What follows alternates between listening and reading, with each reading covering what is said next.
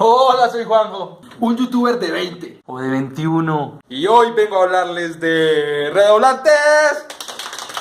La Corte Penal Internacional es una corte impoluta, respetable y pulcra, como las nuestras.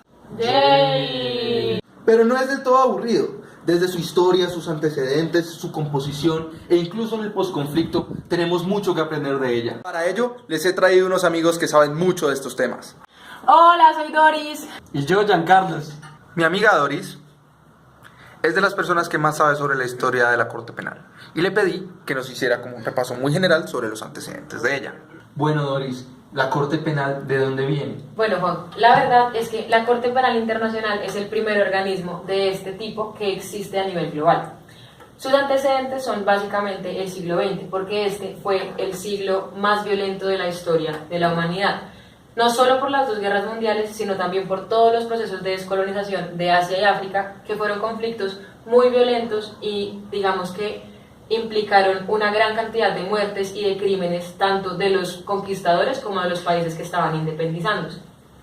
A raíz de esto, se empieza a discutir a nivel internacional la creación de un organismo de carácter independiente y permanente que se dedique no solo a investigar, sino también a judicializar a las personas que cometen los que son reconocidos como los crímenes más graves y más dañinos para la sociedad y la humanidad en su conjunto.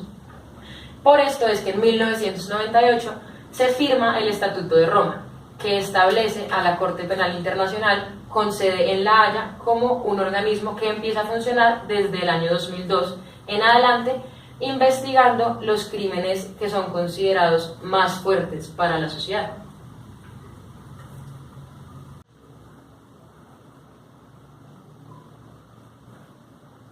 Me encantó el contexto que nos hizo Doris, pero además me conseguí una experta para que nos explique qué es la Corte Penal Internacional como institución. Hola, soy Helga. Bueno, Juanjo, les voy a contar en qué consiste la Corte Penal Internacional. En primer lugar, la Corte Penal Internacional es la primera corte con vocación de universalidad y de permanencia. Adicionalmente, se encarga de investigar y de juzgar los crímenes más graves en contra del derecho internacional humanitario. Esta corte tiene su sede aquí en La Haya y actualmente tiene 121 estados que ratificaron el Estatuto de Roma. Lo más importante respecto de esta corte es que es una corte independiente de todos los organismos internacionales e incluso es independiente de las Naciones Unidas. Eso es todo, Juanjo. Gracias. Muchas gracias a Helga Pérez por ese excelente video que nos mandó desde La Haya. Ahora les voy a traer a Naoko Mamazuki. Ella es la Sensei, la Buzz Lightyear, la Maestro Yoda de la Corte Penal Internacional.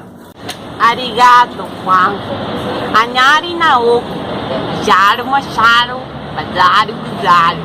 Ayaren Gringo. Imba da Kazumi. Ataru. Ajago. Diboto. Ataru. Achara Puzaro. Acharo Buzaro.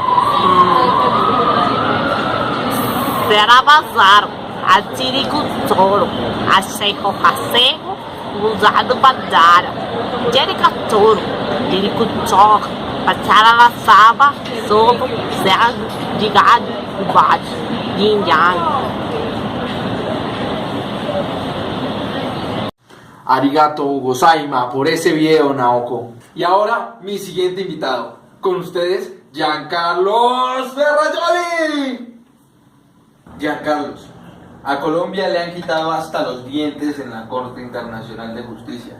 Nuestro abogado, el señor Todo Oídos, nunca nos gana nada. ¿Es lo mismo la Corte Internacional que la Corte Penal Internacional? En cuanto a sus diferencias, encontramos dos fundamentales. La primera se da en relación a la competencia. ¿Por qué? Mientras que la Corte Penal Internacional conoce los delitos a los cuales hizo referencia la Sensei de la Corte Penal Internacional, la Corte Internacional de Justicia conoce sobre las controversias que surgen entre los estados. Y es ahí donde surge la segunda diferencia. ¿Por qué? Porque no solo resuelve las controversias, que es, digamos, su función contenciosa, sino que, por otro lado, puede emitir una serie de conceptos que ayudan a la resolución de esas controversias. Entonces, ¿la Corte Internacional investiga personas o estados? No, La Corte Internacional de Justicia únicamente se encarga de ni siquiera investigar estados, sencillamente de resolver las controversias que surgen entre ellos. Y es precisamente que plantea una serie de mecanismos como pueden ser el arbitraje, la mediación, pues para llegar a una buena resolución. Y la Corte Penal sí investiga a las Personas en específico. Todos ustedes se tienen que estar preguntando, bueno, y todo eso que hemos hablado, que la Corte Internacional, que la Corte Penal Internacional, ¿de qué le sirve a Colombia? Pues bueno, la JEP maneja cosas muy importantes, pero yo no voy a hablar de esto, lo voy a hablar una gran amiga mía, la Pulga. Hola Juanjo, yo soy la Pulga. El acuerdo final para la terminación del conflicto plantea la existencia de un tribunal de paz. ¿Qué tribunal de paz? La jurisdicción especial para la paz que está enmarcada dentro del sistema integral de verdad, justicia, reparación y no repetición. ¿Para qué se crea la JEP o la jurisdicción especial de paz? Se crea para investigar, esclarecer, sancionar las violaciones de derechos humanos que se han creado dentro del Estado colombiano. ¿Por qué? Porque el Estado tiene unas obligaciones de acuerdo con el derecho internacional humanitario. Algunos dicen que la JEP no va a servir para nada y que como no hay cárcel, entonces necesariamente va a haber impunidad. Pero se les olvidó que resulta que la JEP está enmarcada en un modelo de justicia transicional y que dentro de un modelo de justicia transicional existen unas penas alternativas que generan no impunidad, que al contrario responden a las finalidades de la pena que busca precisamente un modelo transicional, que son la reinserción y la creencia en que la persona que cometió delitos puede cambiar y puede reconciliarse con la sociedad y con las víctimas. Y aunque en la Pulga seguimos creyendo que no se generará impunidad, la que no cree lo mismo es la fiscal de la Corte Penal Internacional, que le acaba de mandar una carta a Santos diciéndole nada más y nada menos que las sanciones que están dispuestas para ser aplicadas por la JEP en realidad son sanciones que generarán impunidad. Pero a pesar de esto, en la Pulga seguimos creyendo que este es el momento de la reconciliación en Colombia. Y para que vean que yo no soy solo una cara bonita, yo también les voy a hablar de Colombia, el Estatuto de Roma y la relación que han tenido ellos respecto de la Corte Penal Internacional.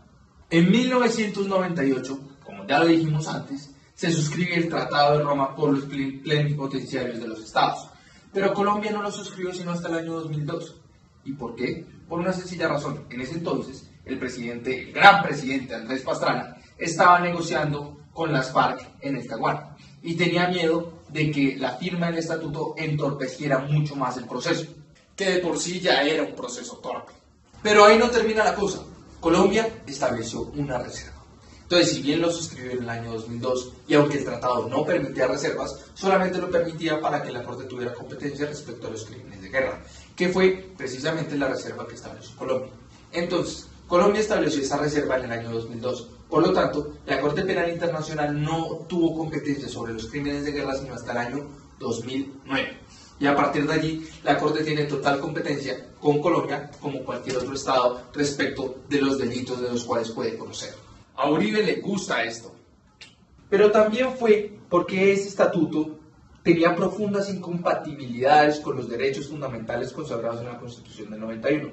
El ejemplo más claro y lo que fue más difícil es que en La Haya se puede condenar a cadena perpetua. Entonces, si ustedes les preguntan, ¿un colombiano puede pagar una cadena perpetua? Sí, en La Haya. Y eso era totalmente incompatible con la Constitución. Por eso, la misma Constitución, a través de un acto legislativo, tuvo que reconocer la competencia de la Corte Penal Internacional de Justicia y el Estatuto de Roma. Porque si se hubiera hecho a través de una ley aprobatoria de tratado internacional, ahí mismo la Corte Constitucional lo hubiese declarado inexequible. Entonces, con este acto legislativo se reconoce la competencia y entra el Estatuto de Roma al ordenamiento jurídico colombiano. ¡Qué hermosa es la Corte Penal Internacional! Es espectacular, es como nuestras cortes. Por eso litigaré entre ella y seré millonario. ¡Millonario! En tanto compren mi puto periódico.